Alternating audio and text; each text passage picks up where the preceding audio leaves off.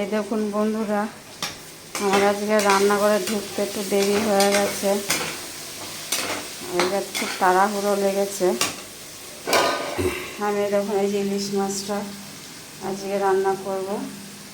ইলিশ মাছটা দেখুন এই যে বেগুন, কাঁচা লঙ্কা, টমেটো দিয়েছি, এটা দিয়ে আমি ঝোল করব। কাঁচা লঙ্কা দিয়েছি, নুন হলুদ দিয়েছি, আর কোনো মশলা দিইনি। কষানো হয়ে গেলে একটু জল দেবো। আর এই ইলিশ মাছটা এই যে দেখুন রান্না করব। আর তার সাথে একটা কাটা পোনা মাছ আছে, এটা নাতির জন্য ঝোলে দেবো, যেহেতু ইলিশ মাছ খেতে পারে না।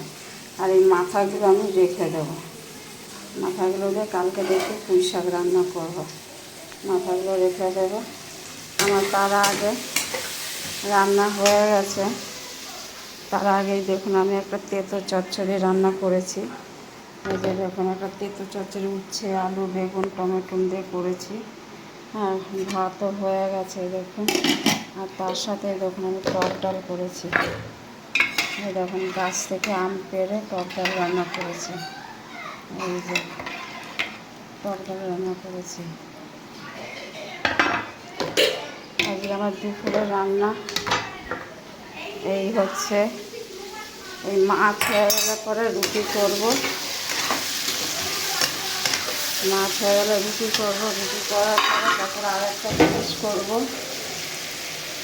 সেটা কদিন আগেও করেছি। এখন বাজারে গেলে পরে ছেলেরা দেখলে পরে নিয়ে আসে ঘাটফুল পাতা, যেটাকে আমরা খারকুন পাতা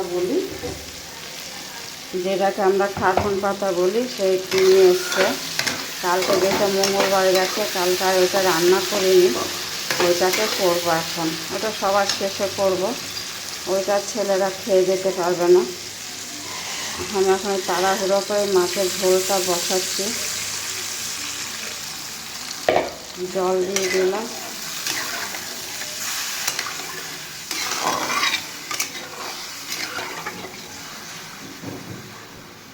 তার আগে তো ওগুলো রান্না করেছি। আপাতত এখন ওই মাছটা হয়ে গেলে রুটি করবো, তারপর ছেলেরা খেয়ে বেরিয়ে যাবে।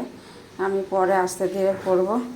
ওই দেখুন কাটা পোনা মাছ এনে রেখেছে, এটাকে ধুয়ে রাখবো। কতগুলো একটা তেল এনেছে দেখুন, এটা কালকের জন্য। ওগুলো পরে করব। আপাতত এইগুলোই করছি এখন।